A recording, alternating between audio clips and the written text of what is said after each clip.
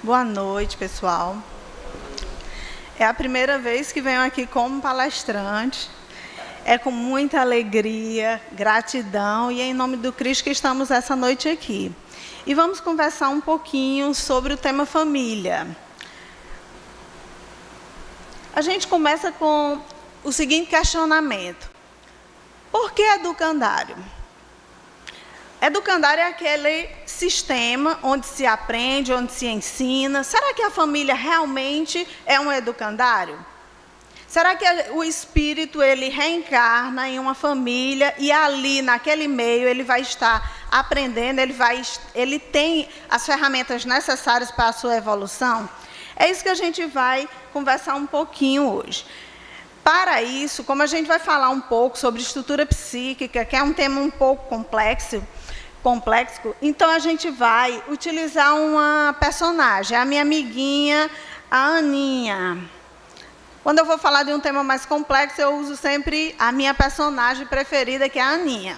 A Aninha, ela, no momento, ela estava desencarnada, aí, né, nesse momento ela estava desencarnada, ela estava na erraticidade, ela tinha desencarnado há algum tempo, e ela, nesse momento, ela estava no momento onde a consciência é mais amplificada e a gente tem uma percepção um pouco diferente e bem maior de tudo que a gente já fez. Então, ela tinha desencarnado e ela começou a perceber ali coisas que ela não tinha feito, ou o que ela tinha feito não tinha sido muito legal. E aí ela ficou meio que angustiada e começou também com isso a planejar: como eu faço para melhorar? O que eu faço? Porque não foi muito legal minha encarnação. E aí ela começa a sentar com os amigos espirituais, o mentor dela, e começam a planejar a nova encarnação para a Aninha. E aí a nossa Aninha está nesse momento bem angustiante: vou reencarnar. Como será essa nova reencarnação? Será que vai dar certo? Será que não vai? É uma nova oportunidade para a Aninha. Como é tudo novo, a Aninha fica meio angustiada, como todos nós, numa próxima reencarnação. Mas para a gente entender um pouquinho, quando a gente fala de novo, de nova etapa, nova oportunidade, a gente tem que entender um pouquinho por que é uma nova oportunidade. Aí a gente vai utilizar essa figura, que na psicologia é muito utilizado para representar toda a parte da estrutura psíquica. E aí, essa partezinha branquinha que tem em cima, que fica acima da água, é a consciência, e tudo que está abaixo, que é toda essa pedrona de gelo, é o nosso inconsciente. Isso aí é basicamente a nossa estrutura psíquica. Claro que tem outras coisas mais, mas no momento para a gente não tem tanto interesse em falar sobre. Então, o que a gente precisa entender aqui? A nossa estrutura psíquica, basicamente, tem essa parte de cima, branquinha, que é a consciência, e essa parte bem grandona aí, de gelo, que ninguém que está na superfície vai ver, que é o inconsciente. Essa parte do inconsciente é o conjunto de todas as informações que o nosso inconsciente grava durante todo o percurso do nosso ser, do nosso espírito. Entre encarnações e desencarnações, entre encarnações, tudo isso vai sendo arquivado no nosso inconsciente e vai formando esse bloco aí imenso. Claro que não é gelo, né? A gente está só comparando. E essa partezinha branquinha que todo mundo está vendo ali, que é a consciência, dentro da consciência tem uma coisa que a gente chama de ego. Esse ego, que a gente vai falar um pouquinho hoje, não se preocupe com esses termos. Esses termos não precisa que ninguém se preocupe em saber. O interessante é que saiba da função e por que é importante a gente hoje conversar sobre isso. Então, está aí a nossa Aninha. Opa! Aí a nossa Aninha, né? Bem angustiada com esse novo momento que ela vai ter de reencarne. Já encontramos a Aninha aí, já bem estruturadinha no ventre da mãe, né? E esse momento aí já está sendo esse momento já influencia de forma significativa para a estrutura psíquica de Aninha, para aquela partezinha branca que a gente viu ali da consciência, que ali vai estar o ego. Então o ego, ele já começa a ser influenciado aqui. Influenciado como? Essa gestação, apareceu doenças na mãe, não apareceu, ela foi esperada, não foi. Como é que foi esse processo gestacional? Já está, isso a Aninha já ali percebendo tudo aquilo, já vai formatando a sua consciência, que a gente vai chamar de, essa parte da consciência que a gente vai chamar de ego. Está aí a nossa Aninha, já na hora do parto. Segundo Joana de Ângeles, a hora do parto é uma hora também de muita importância para o espírito que está reencarnando. O parto, ele é desde um rompimento de um ciclo, aquele ciclo que está ali, vamos dizer assim, geralmente de aconchego, de ternura, no quentinho da mamãe, né? Tá bem segura, e aí passa para o recomeço. Todo recomeço vem com angústia, medo, né? E aí está a nossa Aninha se desenvolvendo, uma bebezinha linda, rechonchuda, né? Está aí a Aninha já na primeira infância, com essa estruturação do ego, isto é, está sendo formado. De acordo com como as pessoas vão ensinando a Aninha, os pais, a família, quem está mais próximo, quem tem contato com ela, como é a forma dos relacionamentos, tudo isso a Aninha vai captando e vai formando a sua própria estrutura que a gente vai falar, que a gente vai chamar de ego. Mas o que é ego mesmo? O ego é, para a psicologia, a instância psíquica através da qual o indivíduo se reconhece como eu e tem consciência da sua própria identidade. Através dele se instala o processo de manutenção da personalidade, da noção de continuidade do tempo, a mediação entre o mundo interno e externo, conhecimento e teste da realidade, etc. Então o ego é essa parte da gente, vamos dizer, a nossa consciência, como a gente chama. Essa parte consciente que você sabe quem você é, onde você mora, a sua história. Você entende o que é a sua parte interna, que você, isso aí eu fico pensando sobre isso, mas eu nem posso falar isso. Então, essa sua relação de você com você mesmo, então isso é o nosso ego, que é formado principalmente na infância e vai sendo estruturado na adolescência. Agora, é importante que a gente converse um pouquinho também sobre o self. Por quê? Esses termos são complicados, mas é importante que a gente entenda. Não precisa nem memorizar, mas é importante que entenda, porque nós somos um espírito em evolução, e se a gente não entender o proceder da coisa, complica para a gente, né? A Joana de Ângeles, ela explica para a gente que o self é o espírito. Na psicologia, você não vai encontrar essa informação. O self, para a psicologia analítica, é uma parte da estrutura psíquica, mas Joana diz, e a gente vai para o Joana, claro, que o self é o espírito. E o self, a gente pode dizer assim, que o self é onde está ali alojado todas as informações do que nós deveríamos ser. Ali, as leis divinas estão ali instaladas e tal. E o ego, essa parte branquinha lá que a gente viu, que é quando a gente encarna e vai sendo estruturado aquilo ali e vai depender da nossa encarnação. Aí, esse eixo self, ego, esse eixo, o que é que acontece? O self manda as informações de como a gente deveria fazer, mas aí o ego, que é como a gente vive na Terra, geralmente não dá para fazer meio como o self diz. Aí gera um conflito. Esse conflito, ele vai minimizando de acordo com a evolução. Quanto mais evoluído eu vou ficar na minha consciência, mais eu vou absorver as coisas que o self está me mandando e mais esse eixo vai ter harmonia. Isso aí a gente chama de evolução. Vamos dar um exemplo para facilitar, né? Por exemplo, vamos dizer que o self diz assim, seja solidário, compartilhe com o outro. Só que aí, vamos dizer que Couto nasceu lá na África, está morrendo de fome, bem magrinho, morrendo de fome, e aí alguém chega com um prato de comida e dá a Couto. Couto, quando vê aquela comida, começa a comer, e o povo que está ali ao redor do Couto, tudo pedindo, me dá um pouquinho, me dá um pouquinho. Só que ele pensa, ora eu sei que hora eu vou ter outra comida, eu não posso dar, e começa a comer. Quando ele termina de comer, aí vem aquela informação do ego, do self.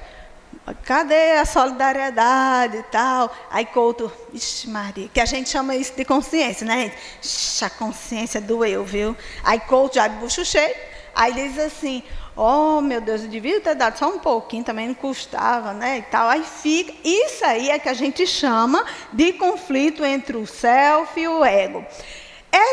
É natural, segundo Joana de Ângeles, que a gente tem essa dificuldade de fazer o que o self comanda. Por quê? Porque, primeiro, pelo contexto em que a gente vive. A gente vive num planeta de provas e expiações, que não é fácil, e aí nós somos espíritos imperfeitos, que não é fácil. Então, é por isso que hoje a gente está aqui estudando sobre isso, para a gente entender melhor, para a gente melhorar nisso tudo, para a gente realmente conseguir evoluir. Então, a gente precisa, nesse eixo ego-self, a gente precisa ter esse equilíbrio, e a gente vai conseguindo com o tempo. E aí está a nossa Aninha, né, desenvolvendo. E outra coisa importante que a gente precisa entender é que o ego, essa consciência da gente, ela depende da encarnação, ela é transitória. A Janine, você está dizendo então que cada encarnação eu sou uma coisa diferente, você tem uma formatação de ego diferente. Para que vocês entendam, eu vou também usar de um exemplo. Por exemplo, vamos dizer que você tem uma pessoa que toca música clássica e gosta muito de música clássica, aqui no Brasil, né? Aí você, de repente, manda essa pessoa para ir lá para o Japão fazer um curso de música. Só que quando essa pessoa chega lá, você coloca essa pessoa em uma escola de música onde só toca rock, pauleira. Essa pessoa vai primeiro identificar a língua que não sabe falar, vai tentar se encontrar no meio daquele povo e tal, e quando percebe que a música não é bem o que ela gosta e tal, então ela vai, com o tempo, assim, vai ficar bem inibida e vai tocar muito pouco. Se você pegar essa mesma pessoa e ir lá no Japão, mandar para uma escola de música clássica, ela primeiro vai tentar, de toda forma, se comunicar, ela vai ficar mais à vontade, ela vai falar demais, vai entrar em todos os projetos, vai tocar demais. Se você for perguntar para aquele primeiro caso, fulano, como é fulaninho? Ah, fulaninho, parece que nem gosta de música. É tão inibido no canto dele e tal. Se você perguntar no segundo caso, como é fulaninho? Ah, fulaninho é uma pessoa maravilhosa, adora música, fala com todo mundo, se mete em todos os projetos. Eu estou dando esse exemplo para que vocês entendam que em cada encarnação, dependendo do contexto, nós iremos expressar algumas coisas da nossa individualidade. Nós somos um espírito e temos uma individualidade, só que a gente encarna em uma situação e a gente vai expressar. A gente encarna em outra, a gente vai expressar outras. Então, o nosso ego, ele é transitório e vai depender do contexto. Está aí nossa Aninha, né, crescendo, já está indo para a escola, já tem vida social, e tudo está sendo gravado. Aonde? No inconsciente, né? Que é aquela pedrona que a gente viu lá, está ficando cada dia maior. E está aí nossa Aninha já, uma mocinha serelepe, né, na busca da sua identidade, e aí já está estruturado o ego, essa parte consciente de Aninha. Para isso, para falar da importância desse período, da infância e da adolescência, a gente vai dar um recortezinho aqui na encarnação de Aninha para a gente falar sobre a família. O quanto é importante o papel da família nisso tudo. E aí, Joana de Ângeles vem falar sobre constelação familiar. No livro, né, Constelação Familiar, que eu recomendo, um livro excelente do Divaldo, pelo espírito de Joana de Ângeles, que aí fala sobre cada um dos elementos da família e como cada um tem sua importância. Constelação aqui não tem a ver com astro, não, né? Com astrologia, com aquela coisa toda, não, viu, gente? Constelação, o nome constelação, no caso aqui, é local, é localização, na família, no grupo familiar, e qual a sua posição, qual a sua função e como você exerce essa função. É muito importante a gente pensar um pouquinho sobre isso, porque a gente tem que começar a pensar. Se eu tenho vários papéis na minha família, porque todo mundo tem vários papéis, né? Você tem o papel de filha, de esposa, de cunhada, de prima, enfim, vários papéis. Nesses papéis, como está sendo a sua atuação? Você é aquela pessoa otimista, que leva a família para frente, que sempre nas confusões está ali apaziguando? Ou você é aquela pessoa indiferente, que diz, deixa a vida levar, deixe que eles se virem, deixe que nananã. Ou você é aquela pessoa pessimista? Homem, pelo amor de Deus, não está vendo que um negócio desse não vai dar certo? Homem, pelo amor de Deus. Como você está exercendo o seu papel no grupo familiar? É muito importante que a gente se questione. E no grupo familiar, todos os elementos têm sua importância. Todos. Até o cunhado chato. Até a sogra maravilhosa. A minha é, viu? Está sendo gravada aí, né? Aí, até aquela pessoa que você diz, nossa, mas todo mundo tem um papel, e é importante para você na formação sua como espírito e você na formação do outro, todos. Isso independente dos arranjos, independente da dinâmica, todos têm a sua importância, e é muito importante a gente observar a nossa família. Como está realmente essa dinâmica. Quando a gente fala de família, é muito importante a gente falar alguns pontos. A gente já entendeu que todo o percurso da criança, desde a gestação, né, a infância, a adolescência e por aí vai, tudo isso é muito importante para o espírito, para aquela encarnação daquele espírito. A gente já entendeu isso. A gente também tem que entender que os padrões das famílias, que toda família tem um padrão. Agora, cada um aí fica pensando, qual é o padrão da minha família? Tem aquela família que nenhuma mulher casa, não é a minha. Tem aquela família onde ninguém dá certo no trabalho. Tem aquela família onde... não vou começar a dizer não, porque o pessoal já começa a pensar e muda o padrão vibratório aqui do centro, fica terrível.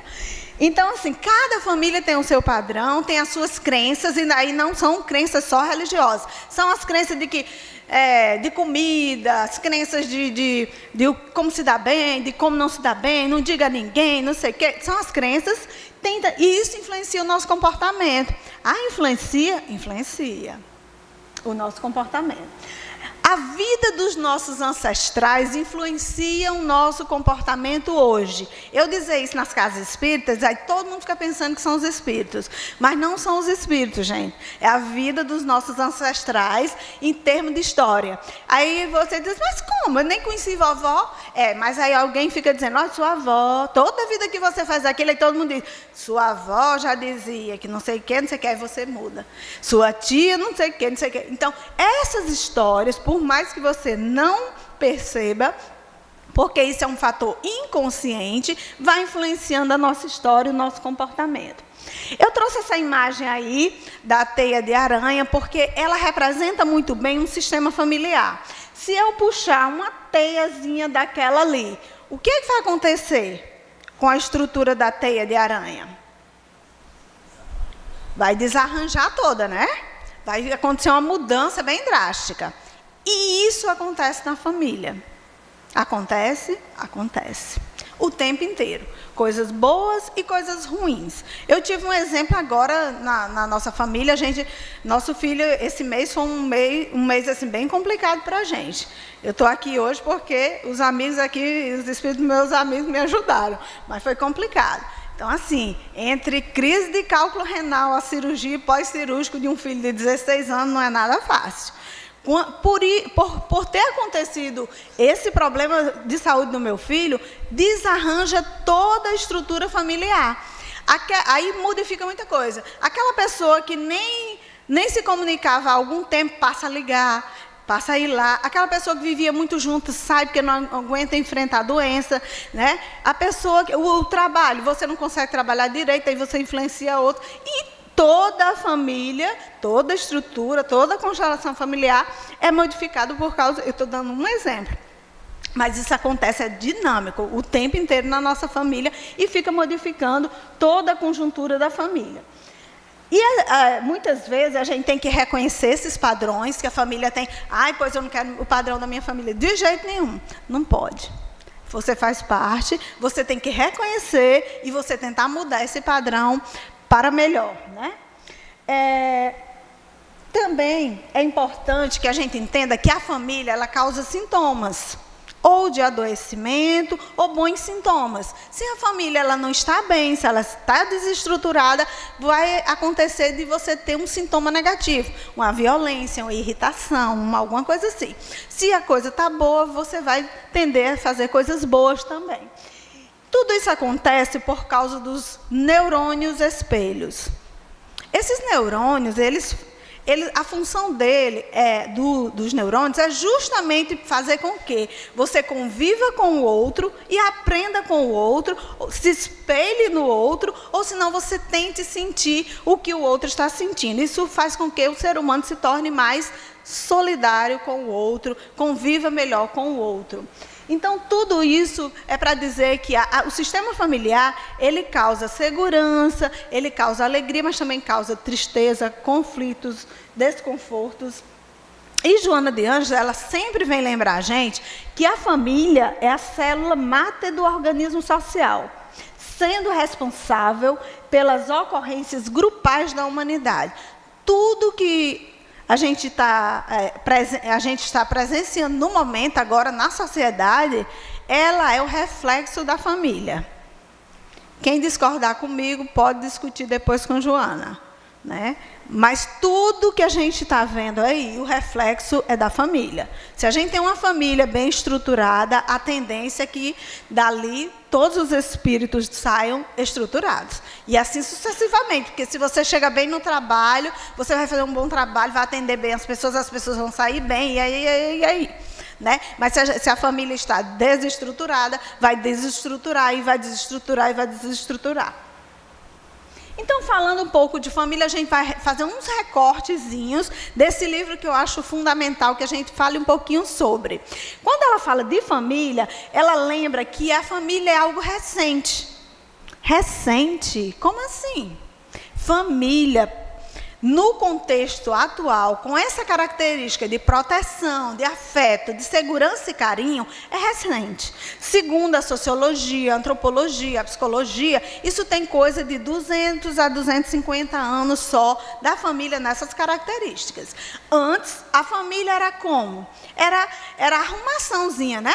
De herança, às vezes o pessoal se conhecia só, isso eu estou falando 200 anos atrás, viu, gente? O pessoal se conhecia só ali na hora, porque tinha que juntar as famílias, tinha que juntar os bezerros de um com as galinhas do outro. Quer dizer, o interesse era muito de posse. Tinha outros interesses, porém, o que dominava era mais a questão da posse. Dos 200 anos a 250 anos para cá, a família tomou essa outra conjuntura da proteção, do carinho, do afeto, né, da segurança. E nesses 250 anos, mais ou menos, eu quero perguntar para vocês, quantas encarnações vocês já viveram nesses 250 anos? 1, 2, 3, 5, 10, não sei, né? A gente não tem essa certeza, mas que não foram muitas. Se não foram muitas, a gente tem muito pouco conhecimento de conviver na família através do afeto, da segurança, dessa característica de proteção. Isso aí explica por que hoje tantos conflitos na família. A gente ainda está aprendendo a conviver assim, né? Estamos aprendendo. E a gente, por isso que a gente está aqui estudando, né? Também. Estamos aí aprendendo como conviver com o outro.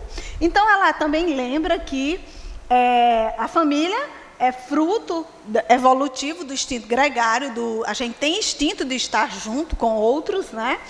A questão dos genitores. A vida não improvisa. Mesmo quando a pessoa engravida ou engravida alguém, por acaso, ela diz que a vida não improvisa, sendo todo um trabalho de organização superior. Mesmo quando por acaso, tem toda uma organização de ordem superior ali. Os filhos, frutos sazonado. Então, são frutos daquela estação. Dependeu ali da semente, do contexto, de toda uma história, o filho sai exatamente daquele jeito. Então, para cada filho, uma estação. E a gente não pode esquecer que os nossos filhos, eles vão ser futuros pais. A gente tem que ter essa visão de evolução. E a gente, além de educá-los, ainda educar pensando que ele vai ser também pais, e talvez até nossos, né?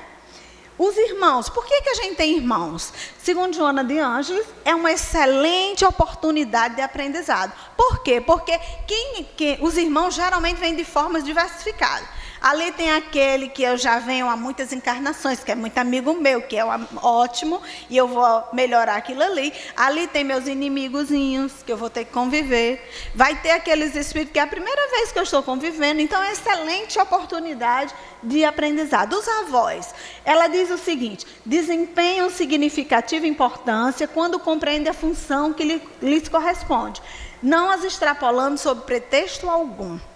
Então, o avô e a avó têm uma alta significância para aquela criaturinha. Só que não pode também extrapolar, não. Por pretexto nenhum, pode extrapolar. Ai, mas é minha única neta. Ai, mas bichinha. Sob pretexto algum pode extrapolar. As regras são diferentes? São. E que bom que a criança veja que as regras, dependendo da casa, as regras são diferentes. Mas atrapalhar a encarnação daquela criaturinha que está tendo mais uma oportunidade, aí não pode, né? Então, os tios é uma excelente fonte também de aprendizado, porque vem trabalhar a questão dos sentimentos de fraternidade, né? Os parentes das outras ordens também, para aprender a tolerância, a questão emocional. Os vizinhos. E os vizinhos são parentes? E agora? Todo mundo aqui lembrou dos vizinhos. Eu vi aqui, sabe? Os vizinhos são geralmente os nossos parentes passados que vieram ficar por perto. Vamos tratar o povo bem, viu?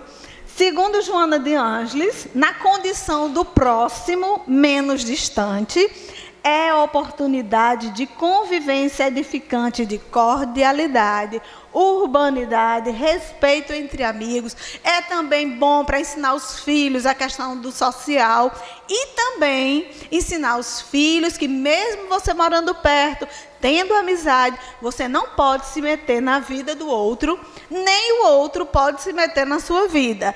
Coisa que não acontece com ninguém aqui, que eu sei perfeitamente que não acontece, que vocês não se metem na vida de nenhum vizinho, porque vocês são tão...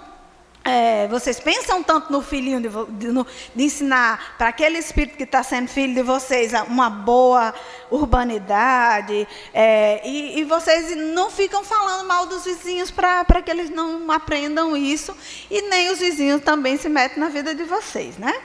Então, vamos cooperar com a questão dos vizinhos, em termos de educação, que é fundamental para todos os espíritos que reencarnam. Joana de Ângeles coloca que a pedagogia do futuro ela vai ser diferente. Por quê? Porque tem que trabalhar o ser integral. Tem que trabalhar tanto a questão de instrução, como também a questão social, cultural, econômica, moral e espiritual. Gente, essas crianças que estão nascendo aí, que a gente fica tudo assim, menina, eu fiquei bestinha com aquele menino. Menino, eu fiquei bestinha com aquele menino, né? A gente fica assim. Porque essas crianças que estão chegando, elas não têm mais, gente. Elas não vão mais aceitar como a gente aceitou conversinha para boi dormir, não. Daqui a pouco, ela diz assim, minha avó morreu, ela foi para onde? Aí foi para o céu. Então vamos montar um foguete ali, porque inteligência eles têm. Tecnologia e ciência com o pessoal mesmo que está vindo aí. Vamos montar um foguete, vamos ali no céu que eu quero ver vovó. Não é por aí, não fica lá, não sei o quê. Não vão aceitar essa conversinha, né? Então essa educação vai ter que ser modificada. Né? A questão da amizade, ela também fala da excelente oportunidade dos amigos, porque é uma elevação de sentimentos, e da questão da educação sexual. A educação sexual, ela é, como Joana coloca aí, é uma questão relevante e intransferível no que diz respeito à educação sexual em relação aos pais com os filhos. A educação sexual é para ser dada principalmente pelos pais. E o que é educação sexual? É ensinar o menino a usar camisinha ou a menina? Não só isso. Se fosse só isso, a mídia já faz. O que é que a pessoa está fazendo quando está usando camisinha? No que a pessoa está fazendo no ato sexual? Existe o quê? Existe amor ou não? Existe agressão, violência ou não? Existem N coisas ali que precisa ser conversado. Como ela coloca, a educação sexual tem que ser colocada para os filhos de uma forma leve, como você conversa os outros temas. E no lar. O lar é o melhor local, senão ela vai aprender lá fora de uma forma distorcida. Outra coisa, nós espíritas, a gente tem que falar da excelente oportunidade que a procriação traz para os espíritas reencarnados para evoluir. Então tem que falar disso com alegria, sem tabu. E como ela também coloca, eu não vou me estender na questão da homossexualidade, porque a gente sabe que Francinaldo vem por aí, não vem? Francinaldo vem por aí, está com uma palestra excelente com esse tema, então a gente combinou assim, não vou falar muito disso não, porque ele pegou também essas partezinhas que eu peguei. Mas não vou me estender muito nisso não. Mas é só que a questão não é de homo ou de hétero, a questão é moral. Como é que eu estou utilizando a minha sexualidade em favor da minha vida saudável, da do outro, do planeta? Então, é você perceber, e quando você perceber um filho em uma situação como essa, é tratar com tranquilidade, conversar, né? Não achar que isso é nenhuma punição de Deus, né? E que ela vem também alertar sobre que, ao invés dessa inquietação, desse frenesi, você tem que ceder essa inquietação para outra questão que é, sim, a mais importante, que é a questão das polaridades das energias, que nós temos que começar a estudar sobre isso e a trabalhar isso. Isso sim que é importante. O espírito, eu vou falar de uma coisa um pouco complexa, mas vou tentar trazer de uma forma simples. Quando ela fala da questão das polaridades das energias, é que nós, enquanto espírito, na nossa estrutura psíquica, nós temos as duas polaridades, que a gente chama de feminina e masculina. E essas polaridades, que na realidade têm o nome ânima e animus, né? Essas polaridades, elas têm que, na realidade, viver em consonância, de forma tranquila. Mas a gente não vive assim. A gente, de acordo com a nossa evolução, que ainda é muito pouca, a gente, às vezes, predomina a energia mais masculina, às vezes mais feminina. Isso independente da estrutura física, fisiológica. E a gente tem que se basear no nosso modelo e guia. Quem é nosso modelo e guia? Ixi Maria, ninguém sabe. É Jesus. O nosso modelo e guia, estudado, analisado por Joana de Anjos no livro da Psicologia Profunda, onde ela analisa a personalidade de Jesus, ela diz que Jesus é um exemplo dessa junção, dessa integralidade das energias sexuais. Por quê? Por exemplo, Jesus ele conseguia utilizar das duas energias, independente do corpo que ele estava utilizando. No momento em que Jesus defende a mulher adúltera, quando ele se sensibiliza e tenta ajudar a mulher adúltera, ela diz que ali ele está utilizando uma energia de carinho, de aconchego, de proteção, que são energias da nossa polaridade feminina. Quando ele diz, atire a primeira pedra, né?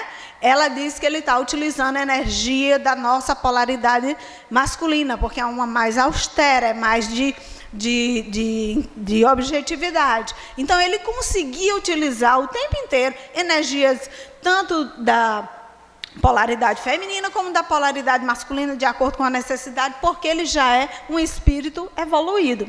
A própria Joana de Anjos, a gente pode ver. Joana de Anjos, desde a época de Jesus, que a gente tem notícia que Joana de Anjos ela vem reencarnando em corpos de quê? De mulheres. não é? E, quer dizer, há mais de 2000 anos que Joana vem reencarnando em corpo de mulheres. Quem lê as obras de Joana percebe perfeitamente que ela também utiliza energias da polaridade masculina e feminina em momentos bem difíceis, bem diferentes. Tem momento que Joana parece uma mãe, de tão assim bondosa, diz pra gente, vai em frente, não sei o quê, aí a gente, né? E tem hora que ela diz assim, os seres humanos são cadáveres que respiram. Quando ela quer dizer assim, vocês acham que foram reencarnar a passeio? Né? Aí a gente percebe como ela utiliza, e essa energia, tanto da polaridade feminina ou masculina, a gente tem que procurar saber utilizar. E nisso é que está o nosso aprendizado. Janine, como é que eu sei qual a polaridade que eu estou usando? A mais ou a menos? Como é que eu sei? Primeiro observando como é que você trata o outro. Lá em casa, eu brinco, com licença, eu brinco com meu esposo assim, quando a gente está no trânsito.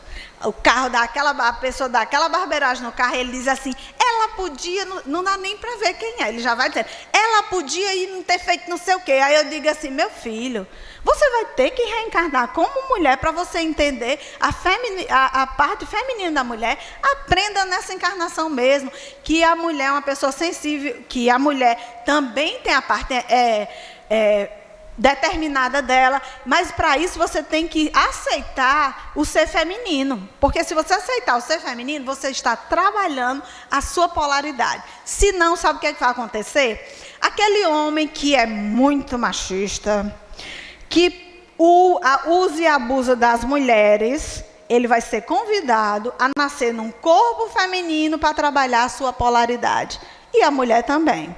Então, é necessário, sem precisar a gente estar trocando de corpo, se a gente começar a trabalhar as nossas polaridades, observar como você trata o outro da polaridade oposta, que não significa do corpo oposto, viu, gente?